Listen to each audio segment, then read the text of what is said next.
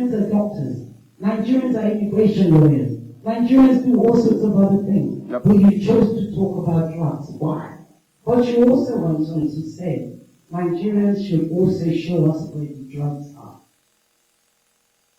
Madam Minister, is that something that should be coming out of your mouth as a representative of the president of this sovereign country?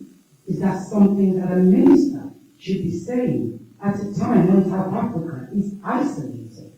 Is that something you should be saying at this very volatile time when everybody is trying to find a way for peace?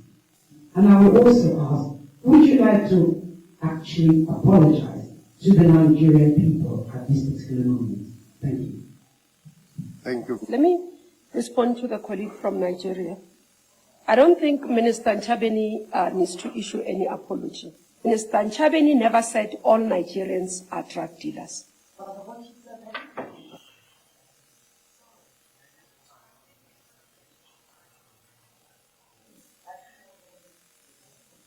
No, my dear. One thing, what is going to help us first is respect for each other.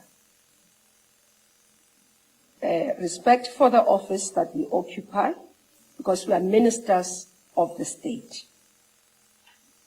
I don't think there's any South African journalist or any South African citizen that will disrespect your sitting minister or a government official. It's not done. And it must never be done. So I thought I should literally say that. The round will be opened again. How we conduct our media briefings is that we open the round, everybody asks, then answers. Please don't be disruptive to our media briefing. There's procedure that the chair does. No, they will call for the hand when I'm done. I'm going to appeal to you again to respect me as the Minister of the Republic of South Africa. Please. You are here to interact with us. Please, we are appealing to you. I will read a quote to you, which is why I brought it up. Quote by Minister of the Presidency of South Africa. We'll be interested to know where the drug dens of Nigerians are so they can show us where they've been holding the drugs so that we can claim the drugs in South Africa quite urgently. Madam Minister of Justice, that is a quote directly, and that was made by your colleague a week ago at some briefing. I can't remember which one it was in particular. And again, I have to reiterate, given the close relationship with our two countries, given the sensitivity of the time right now, Minister of Presidency, do you think the statement you made, and if you want me to read it again as well, is helpful to your country, to your president, to the work that your colleagues have been doing, indeed to the work that everybody here has been doing, to the work that the NGO has been doing? I interviewed Mr. Baloy a week in June when I was here. The good work that he's been doing, and indeed the work everybody has been doing to ensure that we find a collaborative way beyond this moment. Do you think making statements like that is smart? And again, I ask, would you like to apologize to Nigerians? I'm a Nigerian sitting in front of you, and I'm going to show you that I don't do drugs. Neither does my father, neither do my friends, neither, in fact, the vast majority of Nigerians here. Maybe go to the question, my sister. I have a question, but I have to say this. Nigerians are doctors. Nigerians are immigration lawyers. Nigerians do all sorts of other things. Yep. But you chose to talk about drugs. Why? Minister Ntshavheni is not going to issue an apology because sitting here as the chair of the IMC, I have listened to her, and we can debate, we can argue that this is what needs to be done. And as I said, if Nigerian government does feel that South African minister has done something wrong, the appropriate channel is for that to be done through DECO, through the diplomatic channels, and that shall be responded within those channels. I do not think it's appropriate for the confrontation at this point. Minister Nchabeni never said all Nigerians are drug dealers in the statement. Never.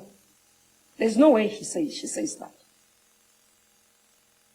So it can be that the insinuation is that she said Nigerians are drug dealers. She didn't say that. She spoke about drug dens, and my explanation is that if you listen to the marchers, you listen to the South Africans, that's what they have given us as feedback to say, ministers, please deal, go to Hillbrow, go to Sunnyside. We do have this challenge of drug dens that are there. It is South Africans who are saying to us, they are run, some of them are run by Nigerians. And Minister Nchabeni was explaining the feedback that we have received from South Africans. Not that it is the belief that Nigerians, all Nigerians that are here, are drug dealing. That's not what she said. And I don't think a demand from an apology from her, it's warranted, nor is it appropriate. Now, to the Nigerian journalist, thank you for your questions. And I can also hear your anger. You're also critical of one of the ministers, the minister in the presidency on this platform, because you say quite rightly that this is a sensitive moment and that we should all be acting in a responsible way to reduce the tension. That is a two-way street. There is a lot of misinformation and inflammatory rhetoric being directed at this government.